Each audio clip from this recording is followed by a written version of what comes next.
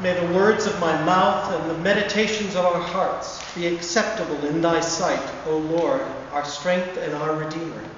Amen. Please be seated.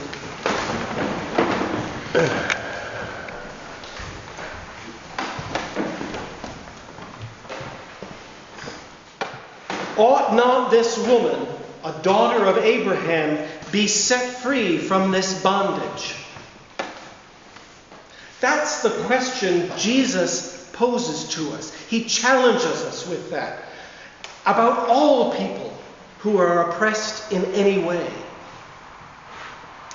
There is abundance of oppression. And there's abundance of God's love and resources. No one needs to be oppressed for any reason. It's interesting to note that this woman didn't ask to be healed. Jesus called out to her. No one spoke up on her behalf. He called to her and he healed her. This healing story is also unique because Jesus didn't send her away with the usual, "Your faith has healed you." Her healing didn't depend on her faith. She didn't call out to Jesus or reach out and touch the hem of his robe. Jesus called to her and touched her. Isn't that what Jesus wants us to do? Shouldn't we be calling out to and reaching out to and touching people with our actions, the oppressed, the afflicted, without them even asking us? Jesus saw a wrong and he made it whole, as he often did, and he often does. He risked touching what society called unclean. This woman who was bent over for 18 years with arthritis perhaps, made unclean by Satan, so they thought. Jesus made God's love, God's healing power abundantly present and available to everyone. He risked touching the unclean, and he challenged the authorities and leaders, in this case, by healing on the Sabbath, by working on the Sabbath. And remember what Jesus said to us. Jesus said, "Man is not made for the Sabbath is made for us."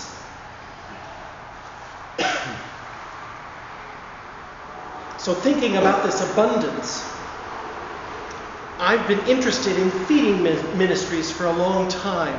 And recently the ones that have caught my attention are the ones that are community farming, church and community farming, feeding ministry in that way.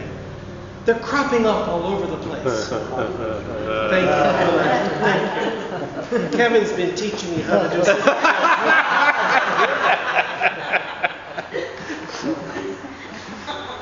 So I get regular emails from Episcopal News Service, ENS, sometimes a couple times a week. And they've been doing a long series about farming and produce ministries. And the first one that caught my eye was a video, which is why it's the theme for today, The Abundant Table. I shared it with my colleague Richard, who is the priest in charge at Christ Church North Conway, and he assigned me this Sunday and put this theme in. I didn't know it until just a couple of weeks ago. But anyway, that's fine. So The Abundant Table is out in California. It's an ecumenical ministry, a collaboration between Lutherans and Episcopalians, but it draws in people of all faith to farming, to community, what do they call that? Community-supported agriculture, CSAs. I've heard a lot of my friends talk about getting their produce from the CSA. And now I know a little bit more about that.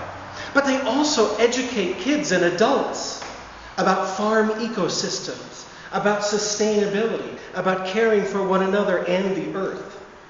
And their goal is to, quote, change lives and systems by creating sustainable relationships to the land and community.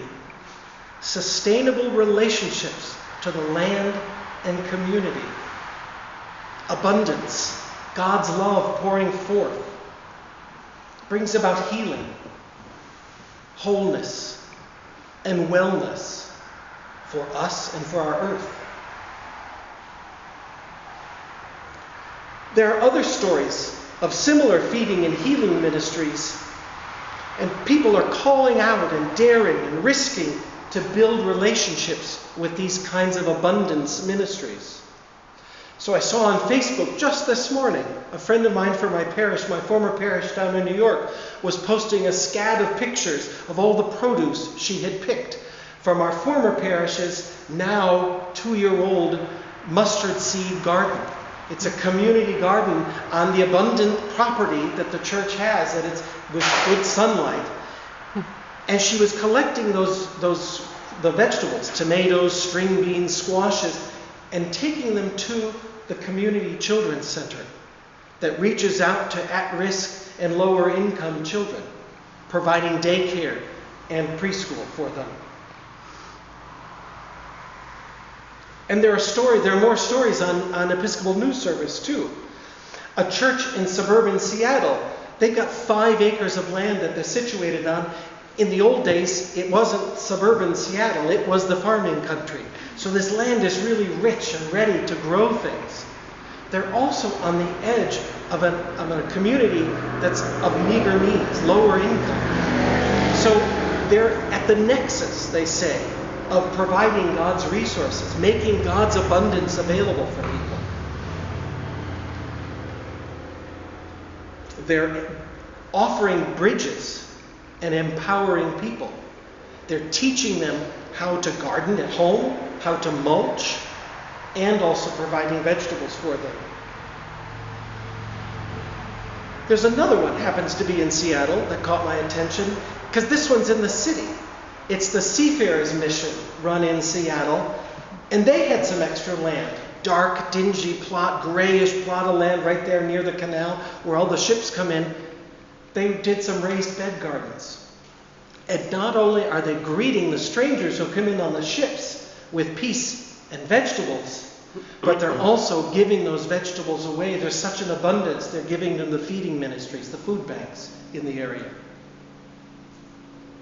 So what I noticed is that these communities are taking on holy work, helping to bridge the gap for people with food from God's abundance, restoring urban food deserts into thriving oases of plenty and health. They're accepting Jesus' invitation to be prophets, like Jeremiah, who had the word put in him, with church, community garden ministry, systems that oppress, that keep people from getting the food they need and being well and being whole. Those systems are being challenged by these community gardens. They're offering healing hands of hope to people afflicted by economic systems of oppression. And they're building relationships at the same time.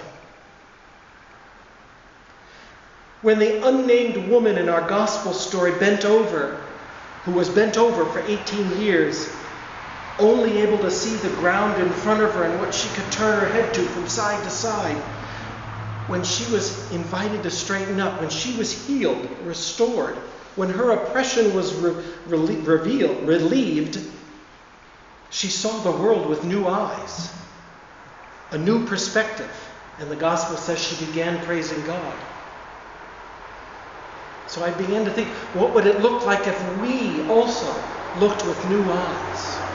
And a friend shared a story with me. And that was when he was in high school.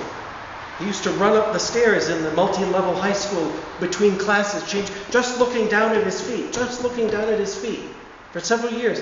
One day, he decided to look up as he went up the stairs. He saw the risers of the stairs for the first time. It was a new perspective. Taking time to follow these stories of community gardens has opened my eyes. I've been straightened up in a way. I see in a new way how God is calling me to participate with healing hands. Another way to see anew is to drive through our neighborhoods, or better yet, walk through our neighborhoods. Take a different route home from the store when you go. Take a group of people from your church. Walk your neighborhood. Engage with people and find out where there's wellness and unwellness. Listen to people's stories. Look at the buildings. Gain new perspectives this way. Imagine what it might be like for us to allow Jesus to heal us, to inspire us, to give us the courage to take the risk, to be prophets and bringers of wellness to a broken world. We too will see anew when we stand up straight, when we look with new eyes, when we gain a new perspective. And not only will others be made well by our actions, we too will be made well. We will experience the healing power of God's love as we share God's abundance. We might even find the doors of our lives opening to reveal new grace and new hope. We might even find more abundance at God's table. And the only thing we'll be able to do is share God's love. Amen. Amen. Amen.